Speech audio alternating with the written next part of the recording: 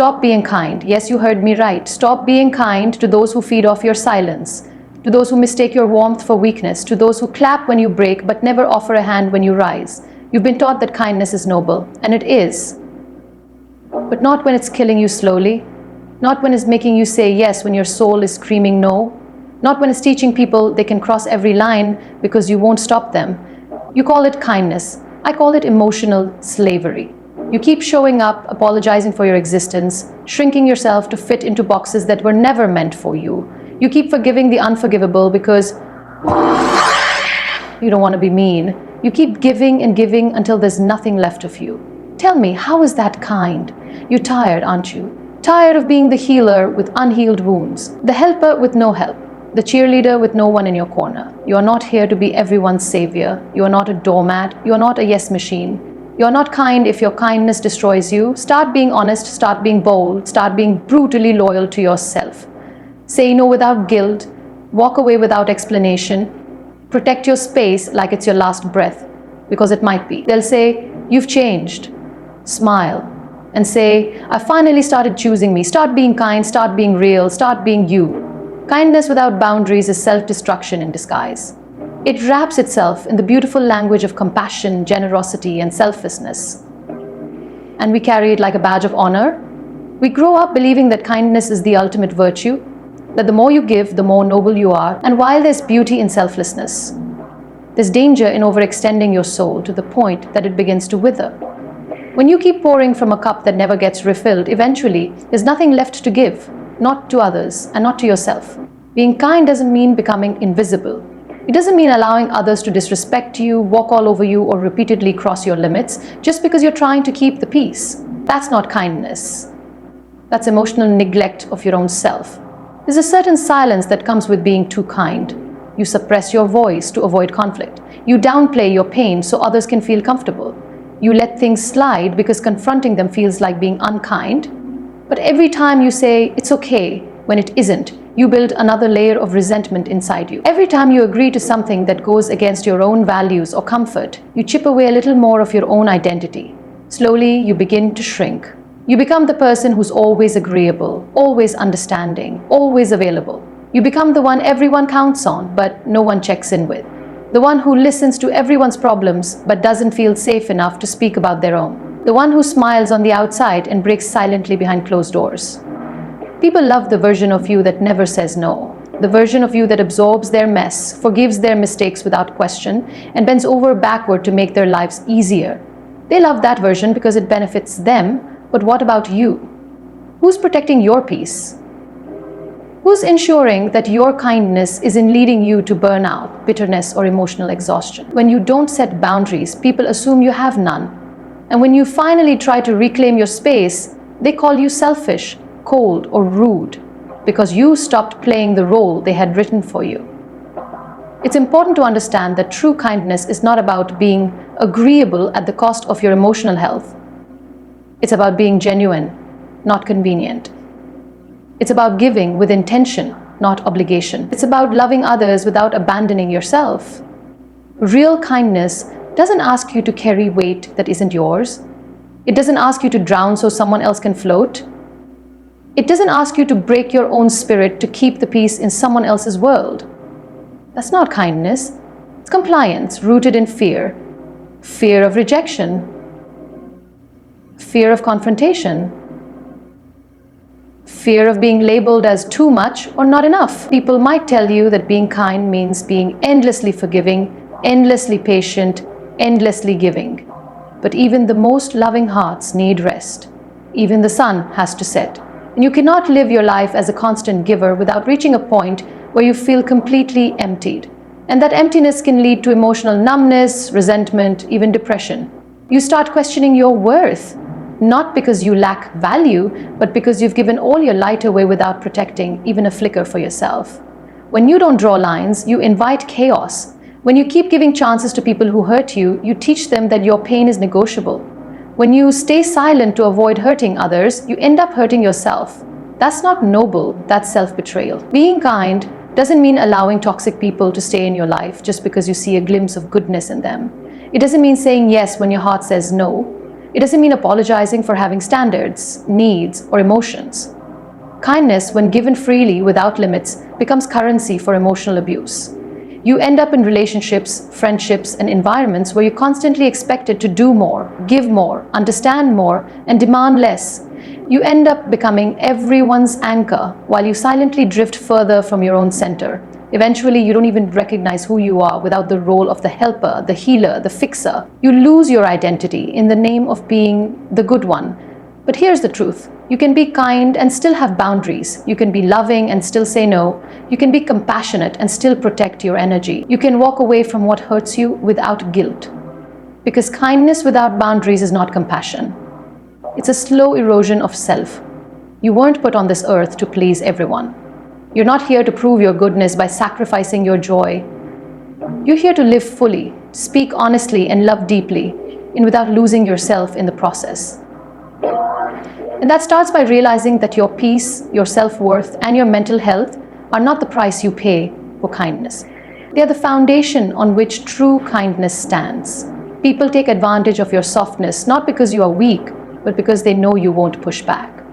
The moment people sense that you're always available, endlessly forgiving, and willing to compromise even at your own expense, they stop respecting you the way you deserve to be respected. What once was seen as generosity is now mistaken for passivity. What once was compassion becomes your trap. You become the person they call when they need something, but never the one they show up for. You become the shoulder they cry on, but not the voice they listen to. And somewhere in that silent exchange, your softness turns into your suffering. There is a painful truth about human behavior. Not everyone values what is easily given. When you're always there, always understanding, always ready to fix things, no matter how broken they are, people stop appreciating your effort. They stop seeing the depth behind your kindness. Instead, they begin to expect it. They begin to feel entitled to it. They start testing your limits because they assume you have none. The more you say, it's okay, the more they believe they can do anything and still stay in your life. They don't see the internal battle you fight to keep your calm, the tears you hold back, or the nights you lie awake wondering if your kindness is being taken for granted. When you're soft-hearted, you feel everything deeply. You care more than most people do. You hope people will change, not because you're naive, but because you believe in their potential. But in trying to see the best in others, you sometimes overlook the worst. You excuse patterns that hurt you. You forgive betrayal under the banner of everyone makes mistakes. You keep giving second, third, and 10th chances because you believe people will eventually realize your value. But the more you give, the more they take. And the more they take, the more invisible you become. People begin to manipulate your empathy. They come to you with stories of pain only when they want something. They apologize, not out of remorse, but because they know you'll accept it. They make promises, not because they intend to keep them, but because they know you'll cling to hope. They rely on your silence, your hesitance to cause a scene, your need to keep harmony, even if it means breaking yourself to do it. They label you as strong, not to honor your resilience, but to justify not being there for you. They think you'll always bounce back. They think you'll always understand. So they never worry about what happens to you in the process. The saddest part is that your softness is your superpower. You love deeply, forgive easily, and carry a heart that refuses to harden despite how many times it's been broken. But in a world that often praises toughness and dominance, people don't know what to do with a soul like yours. They mistake it for something disposable. They assume softness means submission. They confuse empathy with weakness. So they test your boundaries, ignore your needs, and gaslight you into thinking you're too sensitive when you finally speak up. Being constantly available teaches people they don't need to make an effort. Being endlessly forgiving teaches them there are no real consequences. Being the one who always compromises makes them think your needs don't matter. Slowly, the relationship becomes one-sided. You carry the emotional weight. You adjust, apologize, and absorb. They enjoy the benefit of your loyalty, but they give you nothing of substance in return. You become a convenience, not a priority. You become their comfort, not their commitment. It's not wrong to be soft. What's wrong is believing that your softness means you must tolerate disrespect. What's wrong is letting people treat your heart like it's unbreakable. What's wrong is believing you have to keep giving even when it hurts just to be seen as good. You are not good because you allow mistreatment. You are good because you love, because you care, and because you try. But even love needs limits. Even kindness needs a backbone. There comes a point where you have to ask yourself, am I being kind or am I being used? Am I forgiving because I want to heal or because I'm afraid to be alone? Am I compromising out of love or out of fear that if I don't bend, they'll walk away? These questions are hard but necessary, because if you don't ask them, you'll keep giving pieces of yourself to people who don't know what to do with them. And eventually you look in the mirror and not recognize the person who used to shine so brightly. You are allowed to be soft and strong. You are allowed to say no without guilt. You are allowed to stop showing up for people who never show up for you. You are allowed to protect your peace, even if it means letting go of people who only loved you when it was easy for them. Your softness is a gift, but it was never meant to be your prison. You were not born to be used. You were born to be whole. You deserve to choose yourself. That is not selfishness, that is survival. That is not ego, that is self-respect. Somewhere along the way, we've been taught that putting others before ourselves is a badge of honor, that prioritizing your own needs is wrong, that self-sacrifice is the purest form of love. But what happens when you give everything away and leave nothing for yourself? What happens when you wake up one day and realize you've been filling everyone's cup while yours has been running dry? Choosing yourself is not about ignoring people or walking away from responsibilities. It's about recognizing that your life, your heart, your peace, and your energy matter just as much as anyone else's. Kindness must begin with you. You cannot pour love into others if you are bleeding from within. You cannot offer peace to the world while you are at war with yourself. You cannot uplift everyone else if you are constantly sinking. And yet, so many of us wear masks. We smile when we're exhausted, we say yes when we want to scream no. We keep showing up for people who never ask how we're doing. And we call it strength. We call it loyalty. We call it love. But underneath it all, it's neglect. Neglect of the one person who should be your greatest priority, you. You are allowed to protect your energy.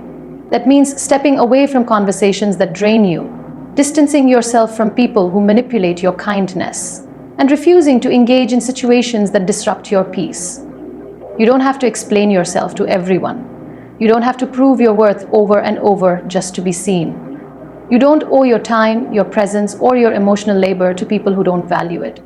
Your energy is sacred. If you don't protect it, no one else will.